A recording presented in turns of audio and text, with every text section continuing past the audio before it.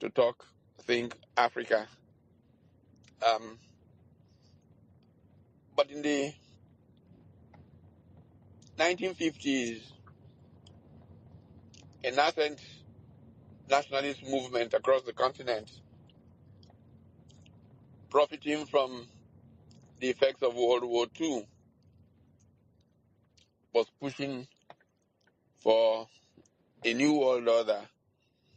In that push for a new world order, the mantra offered by some of the nationalists like Kwame Nkrumah in Ghana is seek ye first the political kingdom and all else will be added unto you.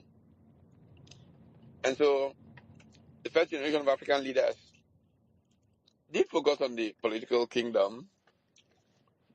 And in a manner of speaking, that focus on the political kingdom did bring many other things added. And I'd like to give a clear example of the Nigerian experience.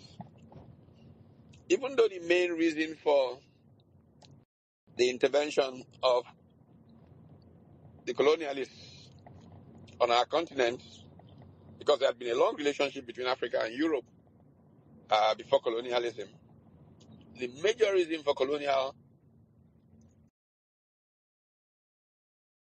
intention was the steam engine that led to the Industrial Revolution. With the Industrial Revolution, manufacturing got a surge in Europe, and raw materials became a matter of desperation. And to be able to assure themselves of sources of raw materials, they thought they should clamp down on people they figured they were stronger than by force and extract raw materials from their countries. And all through, they didn't think about manufacturing in the countries that they colonized, such that by 1956, there were really only two factories in Nigeria, I believe. Federated Motor Industries, which was just putting panels around chassis of vehicles. And then the breweries, where malted barley from Europe was just mixed with water and offered to Africans. And the new emerging leaders felt that they had been unfairly done in, as it were, and that the future to provide employment to their people belonged in manufacturing. And so a West Indian who became the first black man to win the Nobel Prize in economics, Arthur Lewis, came to Ghana and he wrote a very important monograph, Industrialization of the Gold Coast, essentially domesticating the thoughts of the Latin American Raul Prebisch, what became known as import substitution industrialization. And the new leaders in Nigeria were competing with one another on who would most bring progress to their people. And this involved essentially who would go into manufacturing faster. Obviously, to also facilitate the process, education was important. So we saw competition on education. So in Nigeria went forward with free education, universal basic free education, primary level. And Eastern Nigeria jumped into competition, formulated their own because they didn't have as much resources,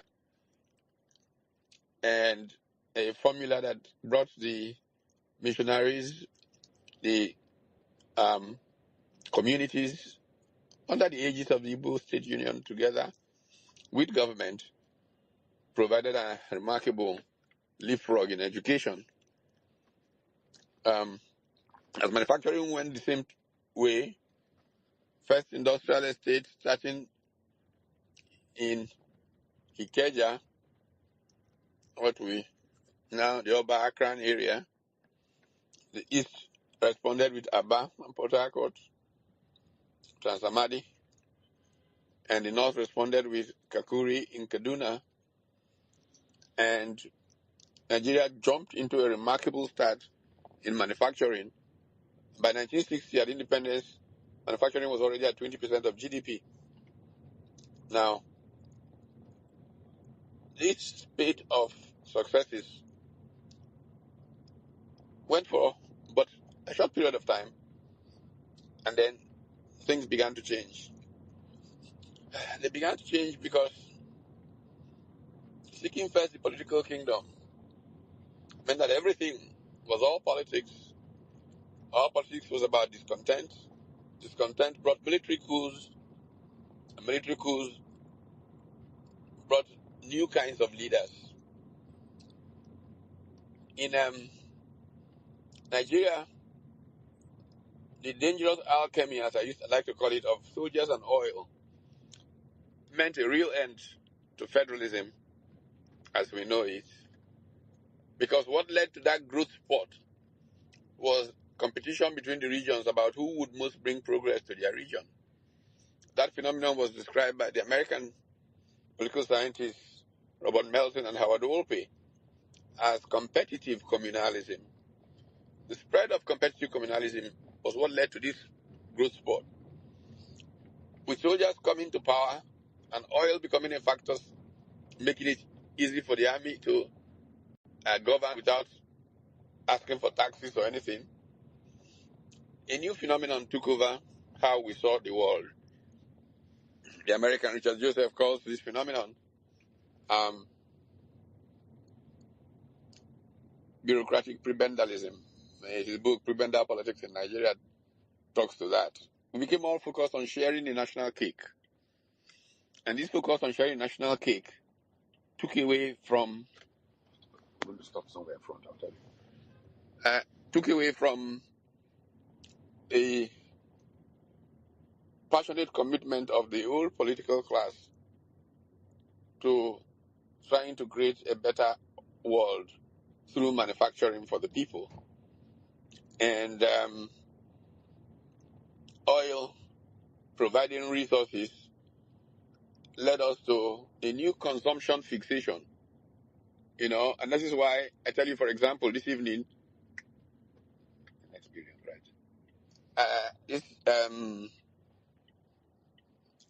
I was just looking as I was driving up. I'm still in a car, and I thought to myself, it's unbelievable.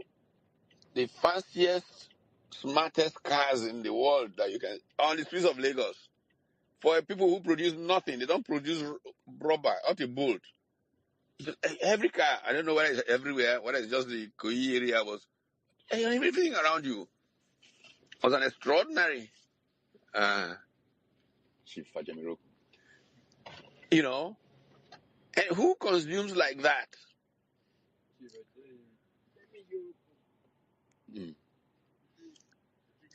Yes, give him. Sorry. Who consumes like that who does not produce? You don't need to be a rocket scientist to know that kind of country, the exchange rate will crash dramatically. They produce nothing that is sold to others. The only thing that was coming was oil, and it's subject to all kinds of vagaries. And we just what? We just buy. Totally unreasonable.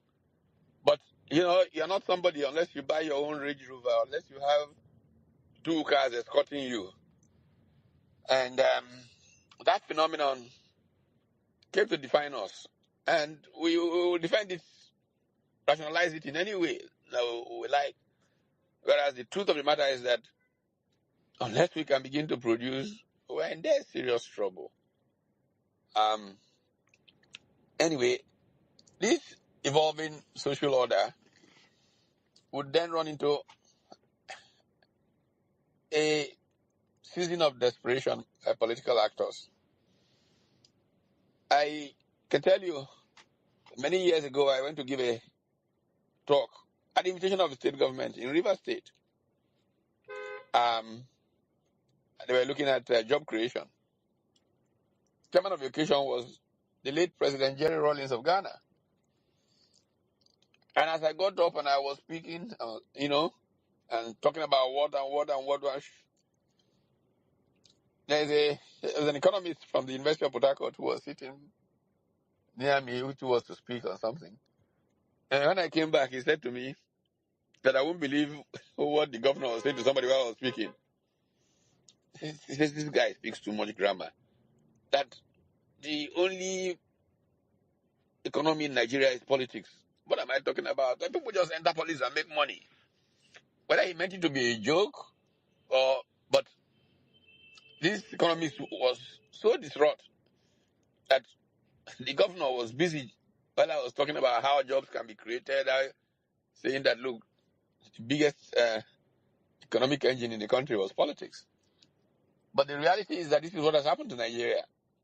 It is politics. Everything is politics.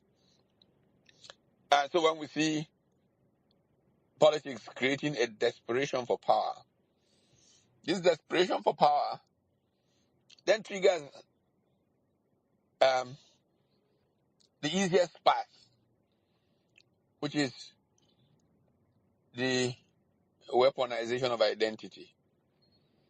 Identity politics in Nigeria just began to get so bad that you can't even begin to believe yourself when you listen to people you had a lot of respect for. They can't make 3 sentences without mentioning ethnicity. In some places, maybe religion. And you wonder, it's not the Nigeria that I grew up in it, you know? And for me, personally, I can speak to it because I grew up all around Nigeria. I had privilege. I was born in Kaduna. I was baptized in Jos. I lived as an infant in Maiduguri. I started school in Kano. I finished primary schooling in Guzo. Started secondary school in Onitsha. Did the bulk of my secondary education in Ibadan. So I knew Nigeria. I grew up with people from all over Nigeria. I never thought of them as Igbo, Yoruba, Efik, Ibibio. I just thought of them as my friends, the guys I grew up with, the guys in our neighborhood. But the politicians have been so effective, so successful, if you want to call it that, in bringing emotion so they can capture power, that they have poisoned culture. And central to human progress is culture, the values of the people. So how do you reconstruct Nigeria and give it a fresh beginning so that democracy can be about rational public conversation, as the German philosopher Jürgen Habermas defines modernity and bureaucracy? And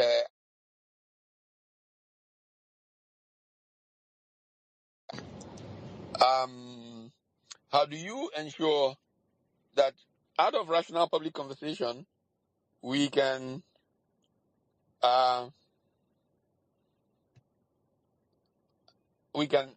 from this rational public conversation, we can come out with the most creative ways of solving problems? How do you ensure that the potential of the company is harnessed in a certain way that, you feel proud when you hold that green passport? Thought about this and many more led to the big question of what's a new order supposed to look like? How can we create it? Well, a new order, in the view of my experience, comes from a certain recognition that if your values are not right, progress is going to be difficult to sustain. I was privileged to be spending a year on sabbatical in the mid-90s from out of the Harvard Business School, writing a book titled Managing Uncertainty. And during that period, there was a colloquium interestingly titled how values shape human progress. That colloquium was based on a remark by a famous American professor from Harvard who became a politician, the intellectual in public life, Daniel Patrick Moynihan, or Patrick Daniel Moynihan, who basically was trying to define, or was asked a question about political parties in America. So what's the difference between a Democrat and a Republican? And he says, wow, well, Democrats are liberals, um, Republicans are conservatives. And there's a fundamental rule that guides their conduct. The central conservative rule is that it is not politics, but culture, values that is responsible for the progress of a society. But the central liberal truth is that politics can change a culture and save it from itself. Very, very profound statement. It means that American politicians essentially believe in one thing: what changes society are your values. However, Democrats believe you can engineer those values. And conservatives say, no, it's just staying with the old truths of your society. Hard work, um, dignity of the human person, and so on and so forth. And I was significantly affected by that understanding that values shape human progress. And as I reflect on our country, one thing is very clear to me: our culture is in collapse.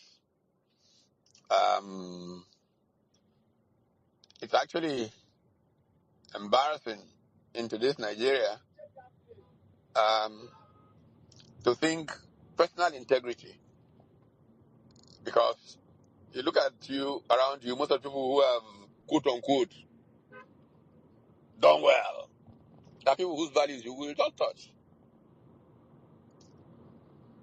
All the education that we were given is based on the fact that education and character go together. In fact, there is a famous motto of one of the secondary schools in Owerri, which I believe was taken from some of the language of some American evangelists. It says that when wealth is lost, nothing is lost. When health is lost, something is lost. Lost.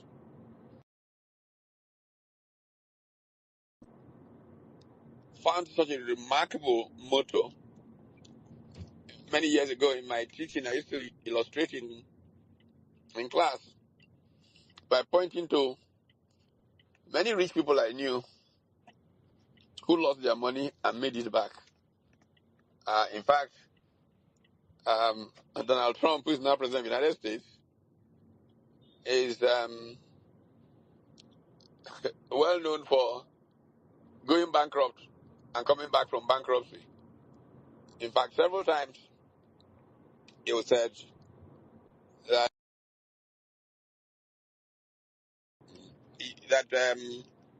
and not even it was said, there's a video that I actually used to use in class of Trump coming out of the subway in New York when he had gone bankrupt and seeing a homeless guy just by the subway, and looks at the guy and says, my goodness, this guy is worth much more than me. At the very least, he is he was worth zero, but I am worth far less than zero. So how do you deal with a guy who is worth so much more than me? few years later, Trump was back a billionaire. As we all know, he became president of the United States subsequently. So, when wealth is lost, nothing is lost. When health is lost, something is lost. We all know of a major changer of our world, Steve Jobs. He lost his health, had all the money in the world, but could not regain it. But when character is lost, as they say, it's all over. And a clear example of how when character is lost is all over is our current experience. The projections suggest, for example, that between Nigeria and Congo, DRC, the world will have a majority of its most poor and most miserable people. Yet these two countries are amongst the most endowed, materially endowed countries in the world. Why are they unable to become well off? Well, character of those who did it is central to why the countries are not able to become well off. So we then ask ourselves, what shall we do? What can we do? And so we believe that if citizens conscious of the fact that their place can change because of their own personal history and the history of their country, then they must act in concert to make that difference come alive. And so the idea was, can we create a people of different values, of new values? And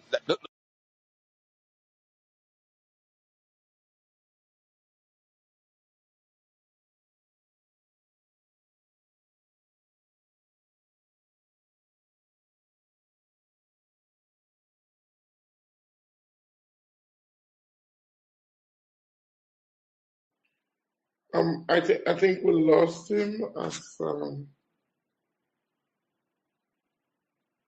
Romy, if you could kindly please add him back, invite him back. Okay, he's there. We lost you a sorry, bit, Prof. I We think lost Prof is you a bit. they lost me. A bit, yes. Carry Oh, on. okay. So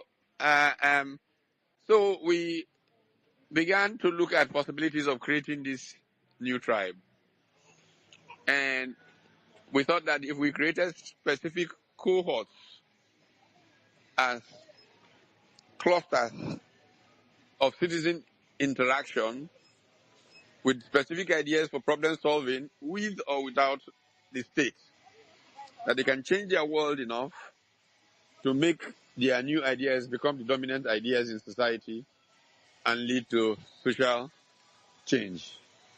So this is the essential basis for the creation of this new tribe. And we have tried to begin with a number of particular tribes with some very active people. The first cohort to get very active is the um, healthcare cohort. Healthcare uh, house, majorly in the diaspora, to become organized to create interventions that can dramatically change the quality of healthcare in our country. And this is particularly because we know that central to progress, education and healthcare. Those interventions are on the way. Francis and others can speak to how they are coordinating the work of these healthcare professionals. We are looking at cohorts on public policy that can evaluate current state of public policy, provide options, and actually bring to consciousness what may be right or wrong in how policy is being implemented, and bring about that rational public conversation that Habermas talks about. I was privileged to participate yesterday in a meeting of the cohort, and other cohorts include those on education, include those on public accountability, uh, and so on and so forth. I mean, details can all be provided, but I thought that I should give a sense for how we got to where we are. There's a cohort on elections and elections reform and constitutional reform, because these are particularly important driving subjects today in our country. I have been touched by some conversations recently about what has happened with the legitimacy crisis that we face because of the nature of elections. Because I think sometimes people don't give enough thought to what the consequences are in these things. It's not just a matter of your guy won, your guy lost, your this, that.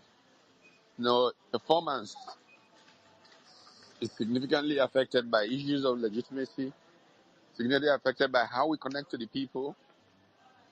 I mean, an elite that carries on the way that we do as a country, even when most of the rest of us are in such dire straits, cannot be particularly wise. Because, as they say, if the poor have nothing to eat, eventually they will eat the rich. The kind of gulf, the chasm between the haves and have-nots of our society. It's not a matter of whether you are lucky to be on this side or that side, or unlucky to be on the other side.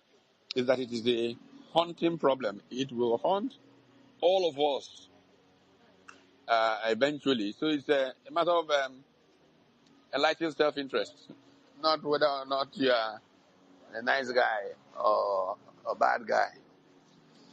That, you know.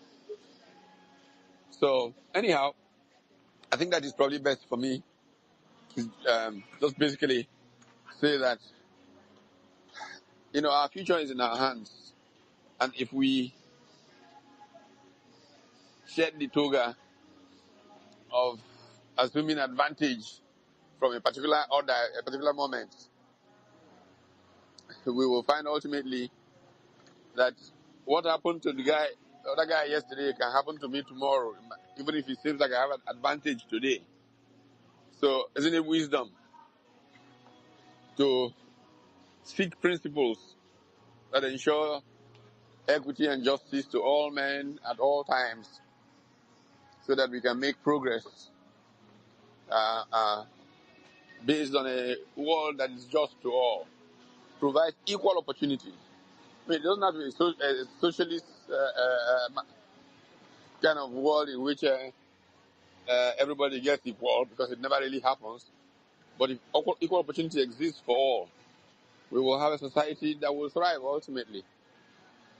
This really is what we're trying to see if we can encourage each other to do through the ideas of this new tribe. So I want to pause here now and allow for interaction on these spaces. Thank you so much, Prof. Thank you so much. It's been a rich exposition. All right. For me, I'll be calling calling out some persons who have requested to speak to respond to Prof's introductory talk on the new tribe, why the new tribe, okay? In summary, Prof has spoken to the fact that values shape human progress, and the fact that our culture as a people has collapsed, and that time has actually come for us to rise up together, to ideate, to develop, and to pursue better solutions to the challenges of our country. The new tribe has cohorts of citizens, clusters of citizens interacting on key sectors that need urgent attention in our economy, like healthcare, public policy, infrastructure, election reforms, constitutional reforms, and much more. All right. So the subjects that the Prof has spoken to, you are welcome to. You are welcome to respond to it, all right, or to make your own points or ask questions. In the meantime, you are all invited to become to actually join in the new tribe movement. You can join from the website newtribe.ng. All right. I'll call on Marcel Mbamalu, all right, to speak now. Marcel. And after Marcel, I'll be calling on Onyeka.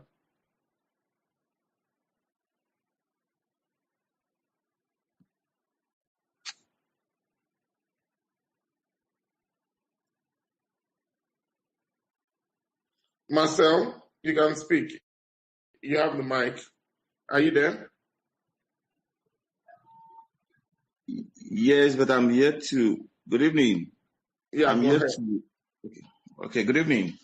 We can hear you. Yeah, thank you very much for the opportunity. I think I first have to say I'm very, very pleased, Alex, to be here. And it's having listened to Prof himself. Prof is always a good listen all the time, and what he taught, especially what struck me, very, very deep is Prof's reference to the collapse of our values and the value systems, as it were, and the fact he did actually make reference to the 1950s, 1960s, when values, were strong, and then and that link between strong values in our society with good governance and, of course, with economic growth, is very clear, and if you look at what is happening today,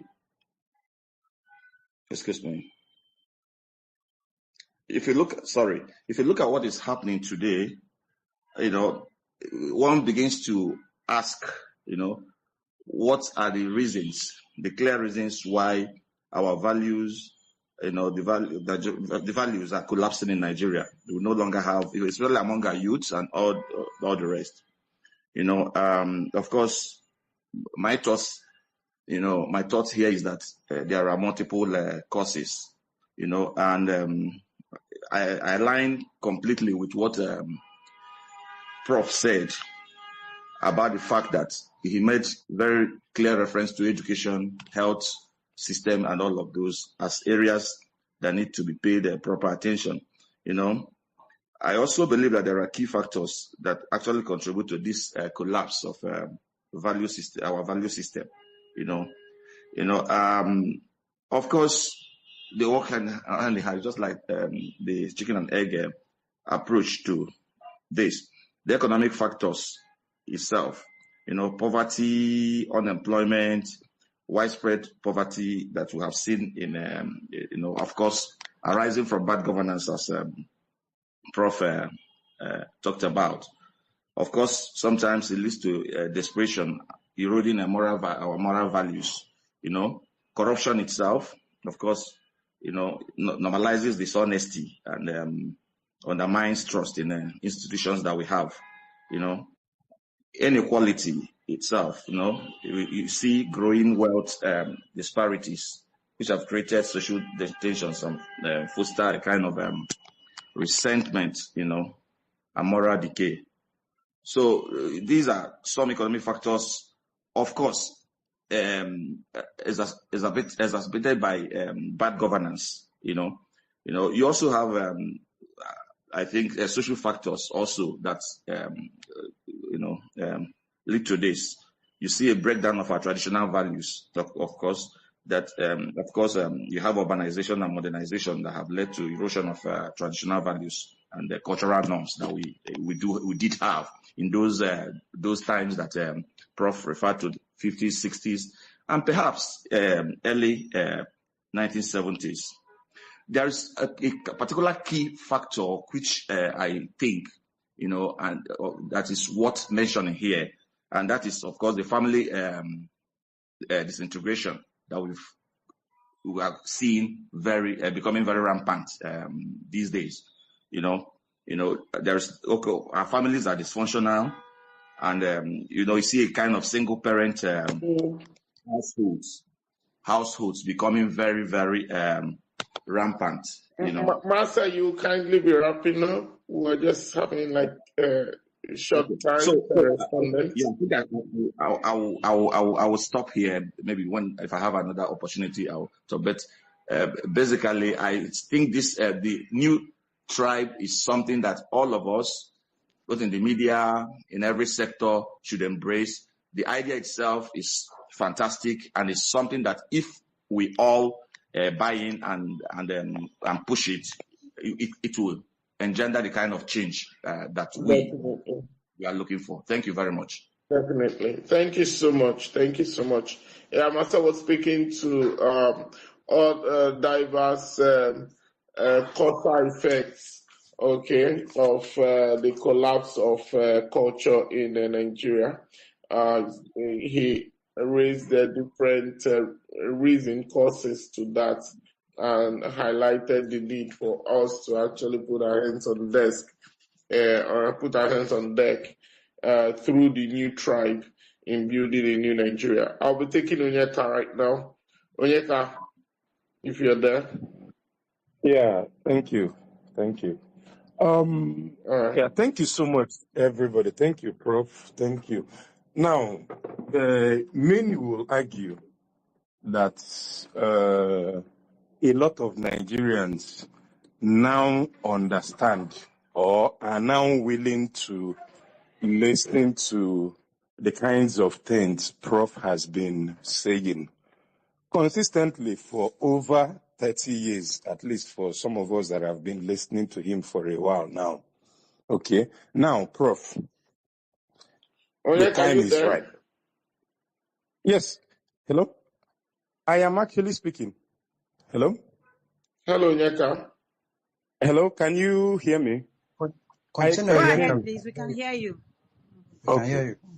Yeah. Okay. Yeah. So, Prof, some may argue that now that the time is right, now that it appears that we have come full circle, now that many Nigerians are now, even if we do not understand some of the big grammar, but we know that you're saying something positive, something that we should listen. Yes, we can hear him.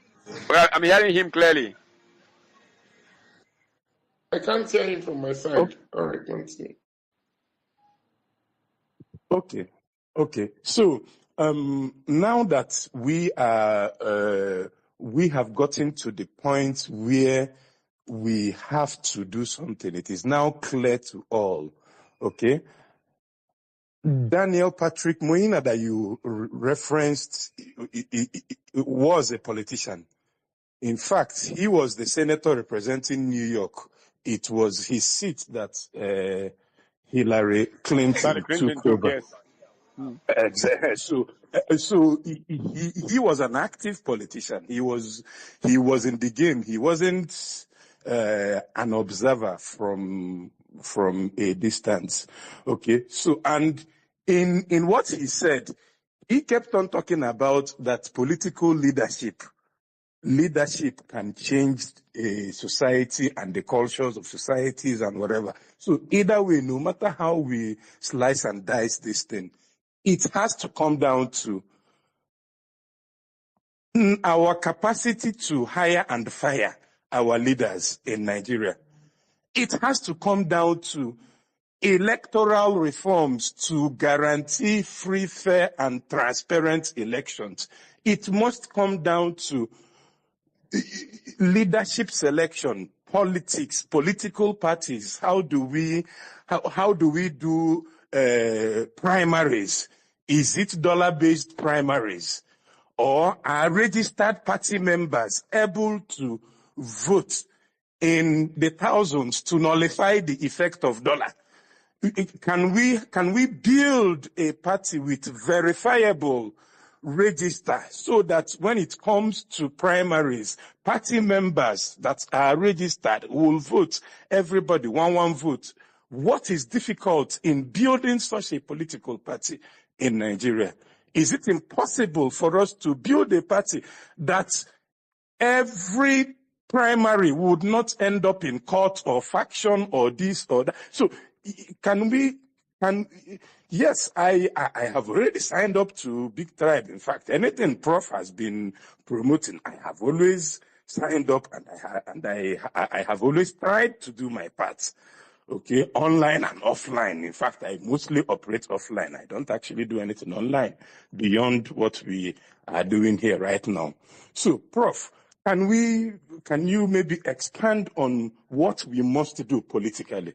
Thank you. As we prepare for the 2027 elections.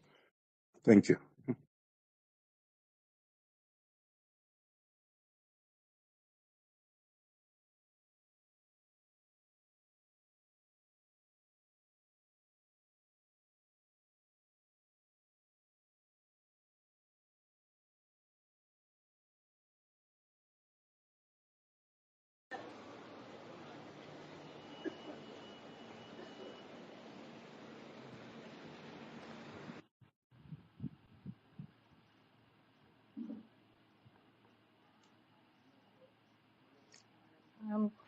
Mr. Salvation, are you there?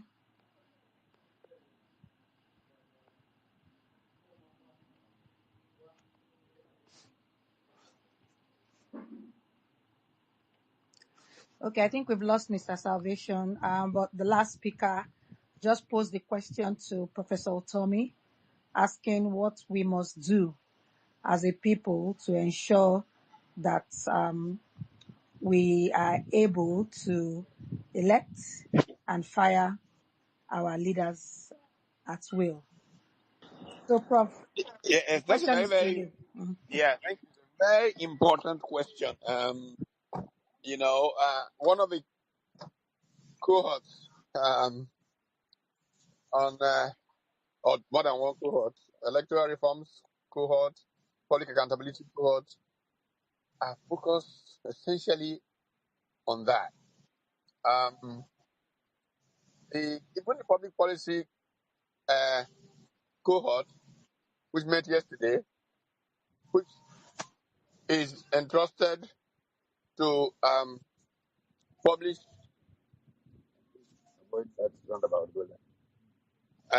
which is entrusted to publish a state of the motherland report. It's supposed to give us every 3 months the state of our motherland, the state of Nigeria, all the major issues at play, and the abuses, the challenges to get citizens to act. Now it's informing another cohort, which is launching in a few days, I think, a campaign to recall members of the National Assembly who are not representing the interests of the Nigerian people with the way they are acting. Whatever games the judiciary plays, we know we have judicial capture. But let it be there that Nigerian people are pressuring to recall these people who don't represent their interests well. So public accountability is the first game of democracy. If you look at the United States of America, the Senate has a tenure of 6 years, but the House of Representatives have a tenure of 2 years. Many people don't ask why is this the case, as different from our own. Because in the United States, the Ways and Means Authority lies with the House of Representatives. It means that they should be close to the people, that they can send them back and stop them more readily, so that they can be accountable. So if you go 2 years, you don't do what people want, you don't come back. But a senator who doesn't have that kind of Ways and Means Authority can stay for 6 years.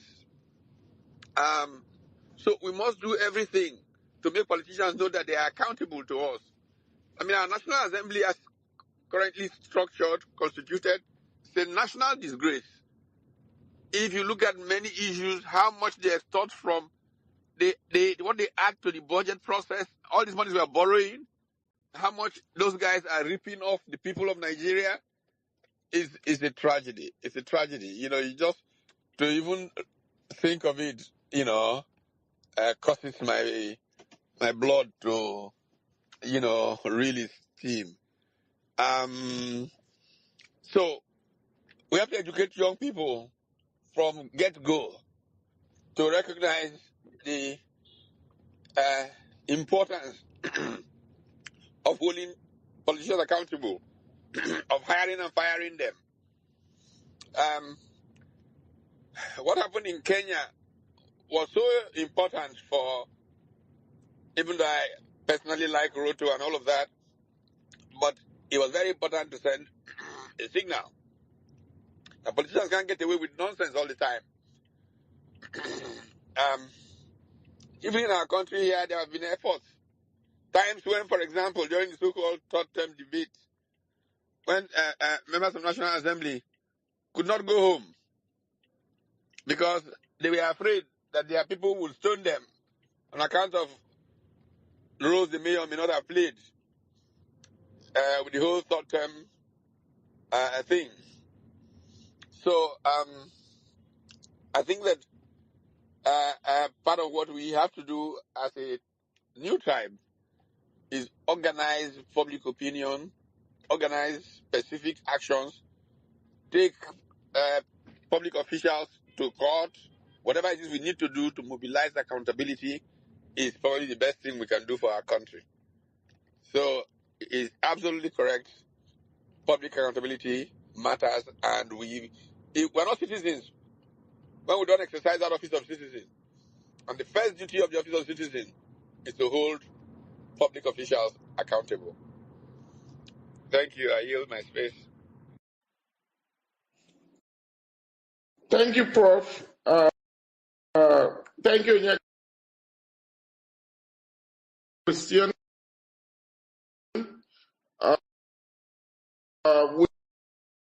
We must begin to exercise our office of the citizens.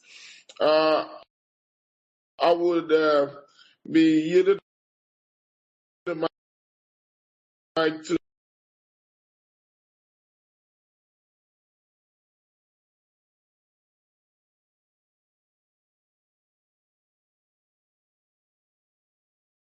Steve.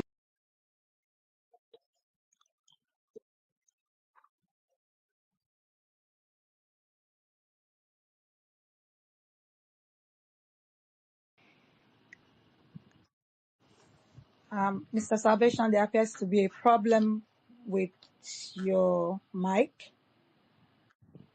But I'm aware you're trying to I think his network is great. call up. Yes, so he's trying to call Mr. Stephen to Can you hear me now? take the mic and then ask his questions. Okay, we can hear you now. Oh, okay. All right. I was earlier on appreciating Onyeka and then Paul for his response. Stephen? Can you guys hear me? Yeah, Stephen, we can hear you now. Go ahead. Um, yeah, Mr. Salvation, greetings to you. Thank you for hosting. Prof, very excited to be here. My name is Stephen Osemigi, part of the Big Tent, and of course, an obedient Nigerian. I've worked very closely with Oga Salvation and Prof as well. Prof, because of time, let me rush to my question. The number one would be, sir, uh, why are you hopeful in spite of the evidence to the contrary? Because you've been persistent and consistent for 30 odd years. I live in America. I got engaged during the Peter Obi campaign, of course, very actively. And even in this foray of the 2023 election and what it has taught myself and many others, there is a very big segment of the diaspora that has given up. Some are on the fence, and some others are saying, well, maybe we are not ready for change. But what surprises me is that, Prof, you are in the midst. Like you said, were educated in Nigeria.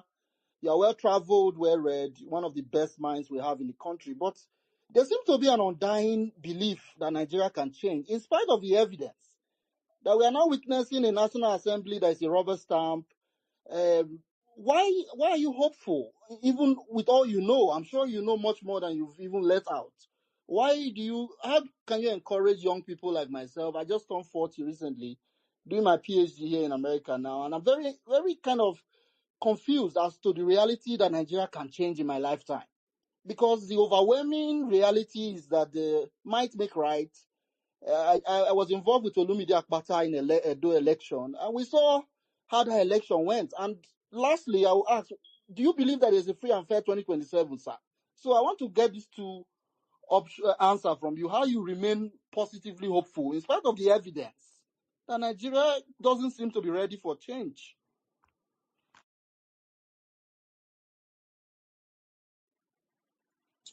Prof, you want to take that right now?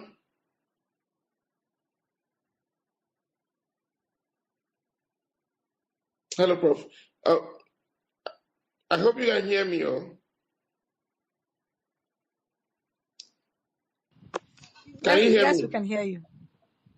Okay, so my mic is back. All right. Prof, if you can hear me, kindly respond to that. We could take YAD.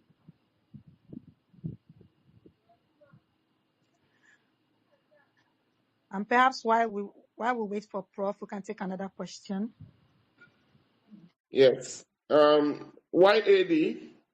Yeah, you have the mic. Okay, I was struggling with All something. right. The mic, finding the mic. Oh, sorry. But can you hear me now? Bottom left corner. Yes. All right, go ahead. Yes. Okay, I got you. I heard very clearly. Steven.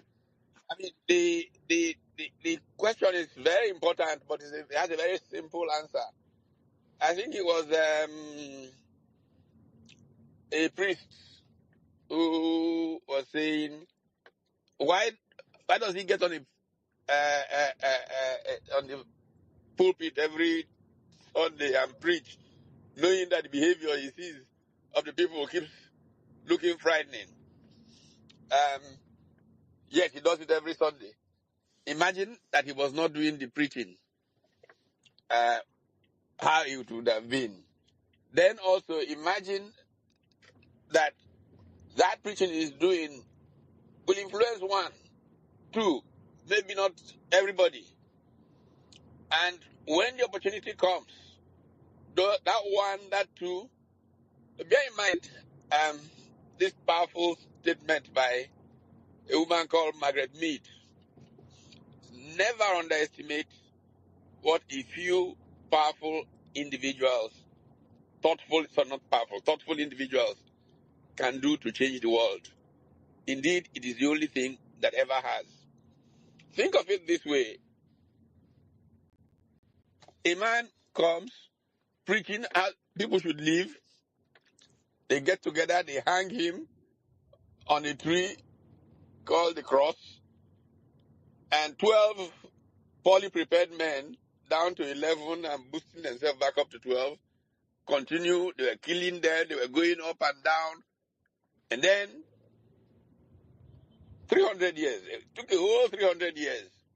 An emperor called Constantine gets converted, and he seeks to make that the religion of the empire, and Christian civilization has changed a planet for several millennia now, almost.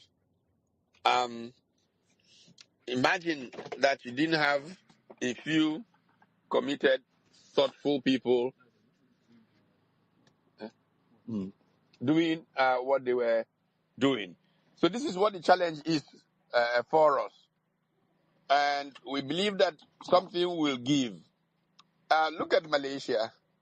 Look at their neighbors, Singapore. Look at all these places where you have had powerful transformations. They were so bad. Of course, everybody knows my favorite example, India.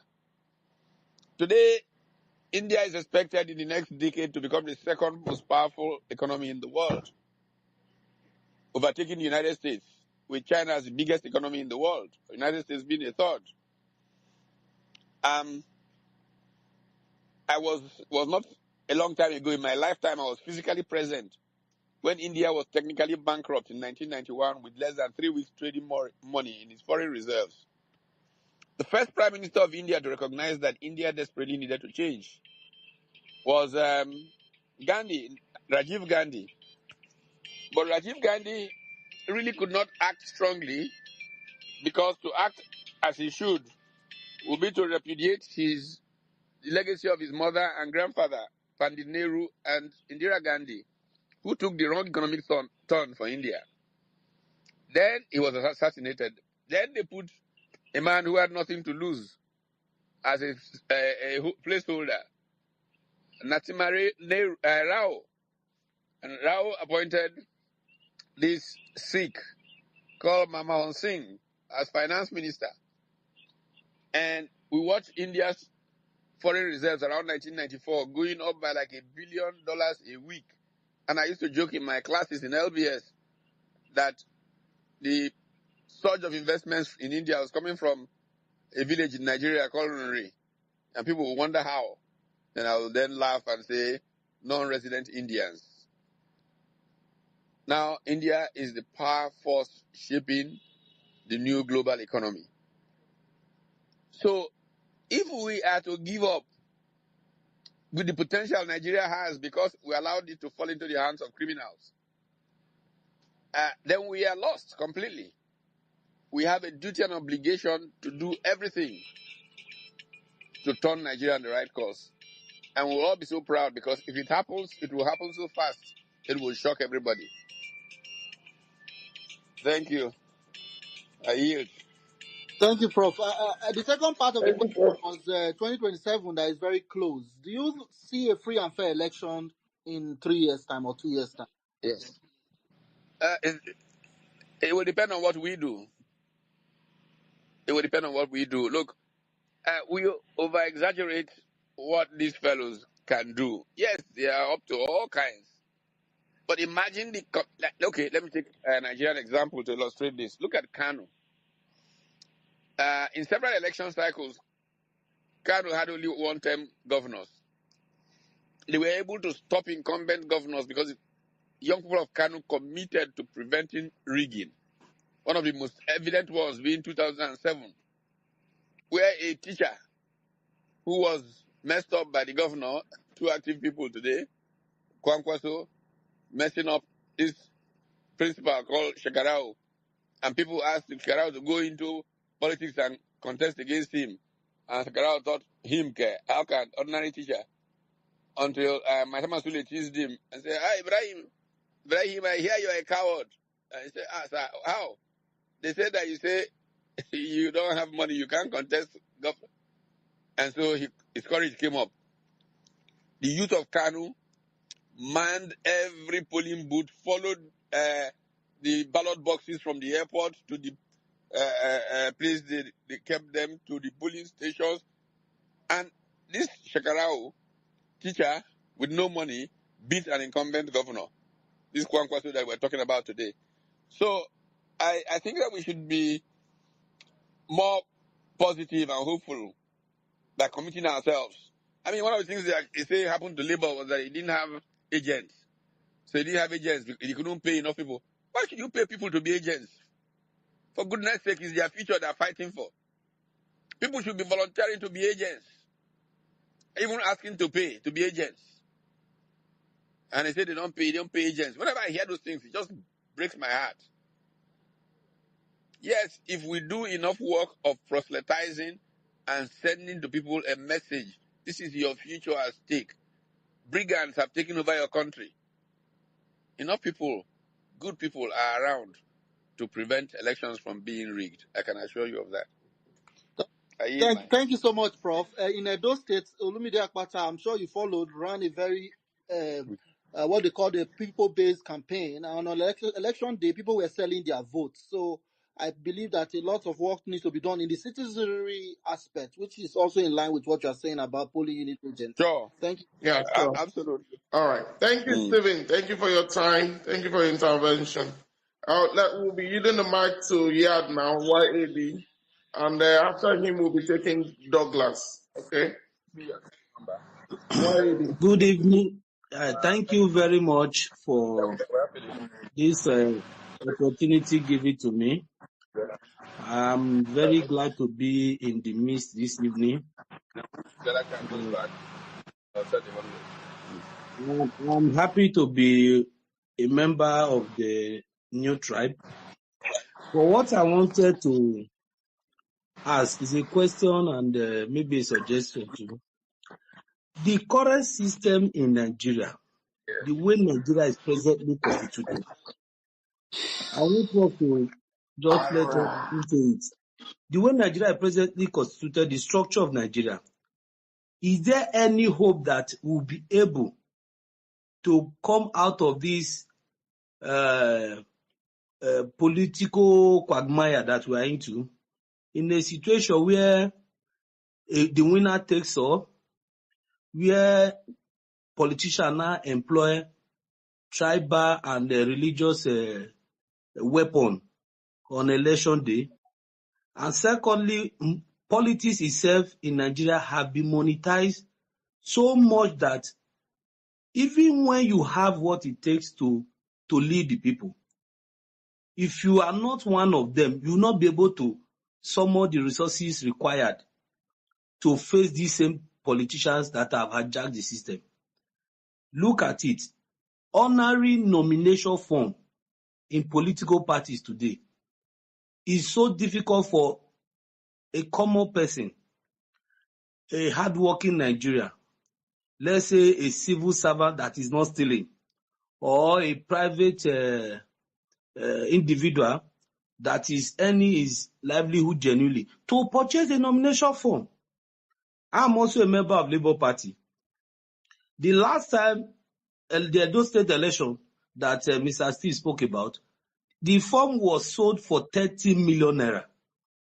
The question is, how many Nigerians that are doing legitimate job has 30 million naira free just for a nomination form? The campaign funds are not there. There are a lot of money required today in politics. The system is highly monetized. Billboard costs a lot of money. Media costs a lot of money. So with this new tribe, what strategy is Prof putting out there to see that we are, as a new tribe, we are able to navigate this system without going to look for money bags to backroll this new tribe? That's one. And secondly, the Independent Electoral Commission, INEC itself, has been hijacked by the system. Today, I can guarantee you that even when you conduct an election and you win at the polling unit, you win at the ward level, the present APC government determine who they want to win. They write the result and they ask you to go to court. You go to the court, they are there waiting for you. They have planted their men both in the INEC, in the judiciary, and they have made Nigeria almost like handicapped politically. So I want Prof to look into this point and tell us how is it possible to navigate it. And secondly, this present structure we are running, where everything come from the center, where federal government owns everything, the resource and control at the central. If it's possible to have, let's say, true federalism, that which will encourage people to look inward, every state use their God-given natural resources to develop, and the competition which he spoke about earlier on can now kick in, where states begin to compete against one another, favorably. So let me stop at this. I want Prof to say something concerning this viewpoint of mine. Thank you. Well, thank you very much. I think those are very important issues to throw up, and this is precisely why the new tribe is critical. Which is why, by the way, the nature of the new tribe is that it is non-partisan. Everybody can come in here. We can all then go to our parties and implement the values that come out of the new tribe. Now, in terms of expense of participation in public politics, I think it is scandal. I think I was scandalized by Labour Party, which is why I really have just been, put off by the whole crisis, so-called, that came to Labour. There is no reason why people should pay 30,000 naira, 30 million naira to get a ticket in Labour Party. It is a total obnoxious, scandalous thing by a group of people who live off that system, as far as I'm concerned. I think, secondly, that if we can organize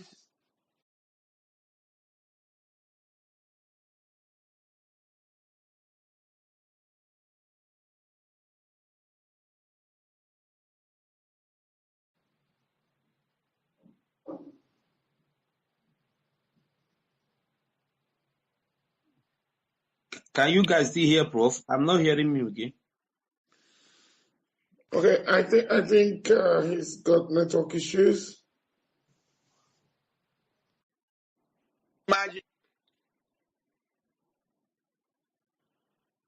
Yeah, can you hear me? Hello, Paul. Yeah, Yeah, we can hear you now. yeah. There was a call We trying to lost you a interfere. bit. There was a call coming. I don't know. I didn't touch it, but So I was saying that if the system is run such that we actually go looking for candidates rather than candidates come saying we want to run. That is to say, you look in your community, you look in your neighborhood, and you see this person. Most of their life, they've been people of service, sacrificing for other people. It's not even in their plan that they want to go into politics. You send a delegation to meet the person. Say, please, we think you should be our new rep. Say, Mickey, I don't have money. Say, look, leave that business. And then crowd fund the person. And then the parties must have a reasonable amount to pay, which the crowd will raise, and will pay for those billboards and all of that. And because the person is a good person, known in his community, which leads to the response to the earlier part of the question about constitution, we must deal with constitutional reforms. The easiest to fund kind of election is the one that is a parliamentary democracy, where all you do is campaign in your small constituency, and then when all of you have been elected, you will know who is who amongst you. This is the leader of the party. He becomes prime minister. I once had dinner with a Labour MP who has Nigerian pedigree or origins, Chi Onwura of Newcastle upon Tyne. And I said to her, what did it cost you to run for parliament? She was very precise. I think it was something like 8,420 something pounds. And most of that money went to buying stamps, which her friends got together to leak and paste on materials they were posting out. if you spend £8,000 to run for parliament, first of all, just putting away 20% of your salary every month for a couple of months will pay for it. Why will you steal? But in Nigeria, people mortgage their homes, sell their uncles, and all kinds of things to get money for election. And you think that they'll be honest politicians? So we must push for constitutional reform. We must push for party reforms. That's all part of what the new tribe will do. And when we then get these reforms in place, then decent, ordinary people can be crowdfunded into positions of public authority. I think that this must be the way that we go going forward. I yield. Thank you so much, Prof. Please, the area of INEC, as is presently constituted, that their commissioner are made up of Again, that's part of the political reforms party that we members. must push for. I mean, there is a loss of Okay. confidence in INEC Okay. worldwide, everywhere in the world. I have no way of understanding Mahmoud Yakubu. Forget everything else. Forget accusations or no accusations. Even if he did nothing at all, just the contempt people who have for INEC should make a self-respecting man resign. He should have resigned a long time ago. And we need to restructure how members of INEC are constituted. It's a fundamental part of what we must do if we're going to take our democracy seriously. Thank you. Thank you so much, Prof. Thank you, Yad. Okay. We'll be having Douglas now. Douglas, we yield the mic to you if you're there. Hello, Salvation. Can you hear me? Douglas. Hello, Salvation. Can you hear me? Yes, we we can hear you. You are We can hear you. Okay. My name is Douglas Oko, brain surgeon, trained in the UK, but I've been back in Nigeria, based in Abuja for the last 9 years now. You're doing a great job. Greetings, Prof. Loretta says hi. So key thing is that we know that when you look at the population in Nigeria, there is significant part of the population are very poor and uneducated. So when you look at the key things of actually weaponizing poverty and ignorance, it's a big issue. Other problem is that when you look at the small middle class that should be actually the voice for the most of these people, this large population of people, the multidimensionally poor people, and so who should be their voice and who should be the ones who are pushing for what I usually call positive pressure in terms of reforms or policies and all that. Those people in the middle class also want to be like the politicians, want to be like the political elites as well. So clearly, we need a critical mass. And so it's thumbs up for the new tribe and looking at the various groups. I'm really happy that you actually have healthcare in there as well as one of the cohorts for the groups. But the key question, Prof, is this, because I totally agree with you that that culture and values shape human progress. Absolutely true. Because we know that the culture across board, when you look at us as a people in Nigeria, is generally faulty. But if we have this critical mass, for example, what are the realistic ways that you can actually push this new culture, this alternative culture and stuff into the mainstream so it actually takes root? So because what you need numbers, you need this new culture that the new tribe is going to bring forth. So in what are pragmatic and realistic ways that can actually push this going forward? Because realistically, I know someone was asking about 2027. I look at this more as a marathon than a sprint. I believe that changes can happen. That's why I'm back in Nigeria. I'm a British citizen, but that's why I've been back in Nigeria for the last 8-9 years pushing things. But like I said, pragmatically, Prof, how can we push this new culture? I yield. Thank you very much. If you begin to do the right things and people look at the results of the current experience and begin to question themselves, is it really? Let me give a simple example. Let me take your area, healthcare cohort, of which your wife is one of the co-chairs.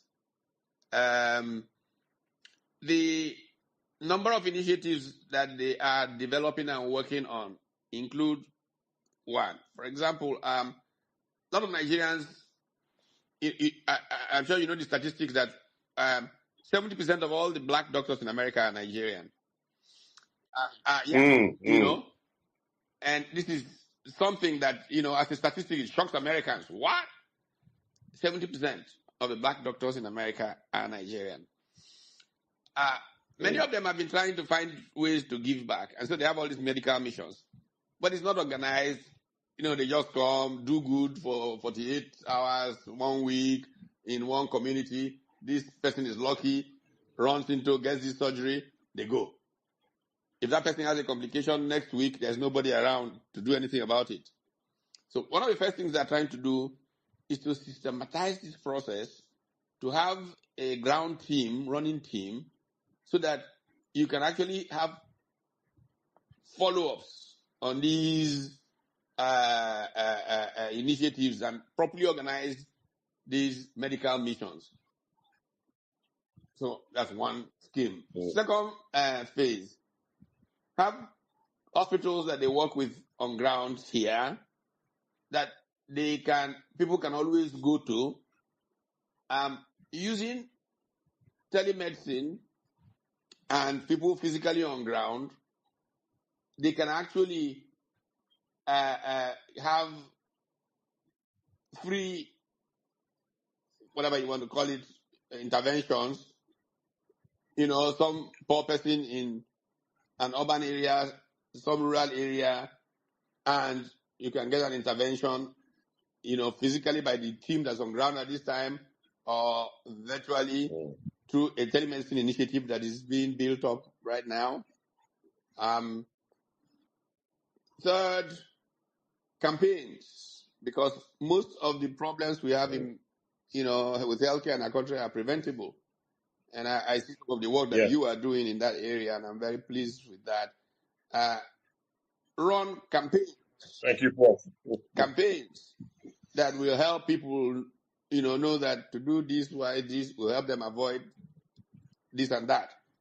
So when we get all of those running, the impact, I think, that will come from the work of this healthcare cohort will be just extraordinary. And people will look at you and say, look at people, see how they're changing things in our country. Look, all this health tourism, medical tourism, whatever it's called, to India. It was Indians who were living in America, who were doctors, who went back home, set these things up, charge us when we come, make money, use it to give free health services to the local community. We're charging the foreigners, we're giving free health service. And this is how we built up this. We should be able to do the same with the talents we have in Nigeria who are living all over the world. Nice thing about healthcare cohort is that the people who are in the leadership team are spread as far as Australia, the UK, Nigeria, the US, of course. And we can have several interventions in different areas, whether it's education or that of its own will even make government be wondering, what are we even doing? By then, if somebody comes out to run, people are going to be asking the right kinds of questions of the person. Look at these people who don't pay anything, who we didn't elect. Look at what they're doing in our lives. So what about you, elected man? So I think those are the kinds of things that will lead to mobilizing broadly. And then, of course, we have segments that are looking at, kind of grassroots type of education, introducing new civics into schools at those levels, raising consciousness, and all of that. So that way, like those 12 partially educated men, affected the whole world. The new tribe can just stimulate new thinking in Nigeria. And one day, there will be a Constantine that converts, and our country will be on the path of great men. I yield. Fantastic, Prof. Thanks. Well, thank you so much, Sir Douglas. Thank you. And for those who want to join, be a part of what we're doing, to participate, to join one of the cohorts and help to actively begin to forge a way ahead for Nigeria in any of the sectors. Just go to thenewtribe.ng and click to register. Okay. We're moving ahead now. We'll be taking those, the persons who have indicated interest to intervene or ask questions, and then we'll be wrapping up for the evening. Let's have Tony Agbons have his intervention now. Tony Agbons, Thank you very please. much, and good evening, Prof, and everyone on this space tonight. I'm a member of the public policy cohort. And I just want to ask Prof a question, but I just want to lay something. I'm an academic based in the UK, and a researcher as well. It was Peter Drucker, that said something. And he said, culture will always eat strategy for breakfast. I'm paraphrasing now. So anytime I think about that quote, what comes to my mind is that no matter how solid programs or policies are, if those executing it and those involved, if they don't follow the appropriate culture, things will always fail. And I think that is where Nigeria is. Listening to Prof, I was just like, did Prof telepathically read an article I'm writing at the moment? Because I was writing on this values thing. So recently, when you look at the electoral aspect of Nigerian life, I think the INEC chairman has come out to say PVCs are no longer going to be used in the next election. And Prof, I remember I was in a media team that interviewed you before the last election. And you kept saying that if you had your way, this PVC thing should not even happen because people were really finding it difficult to even get it. There were a lot of stress around it. So, Prof, do you think that also is going to help us in a way? And then my second question, this one, Prof, sorry, I'm going to really take you deep, like a deep dive. What is the direction of Mr. Peter Obi in this whole agenda? Because we're already in 2025. And the way Nigeria works, from January, is going to be all about politics, and governance is going to take the back seat. Because somebody in the diaspora, a lot of people are already asking me, where Oga one day? I'm just using the pidgin parlance. Where is he? Where is he pitching his tent? I know a lot is going on behind the scene. So, but it will be good for us to begin to, get some actual coloration and feelings as to where he will be. Thank you, sir.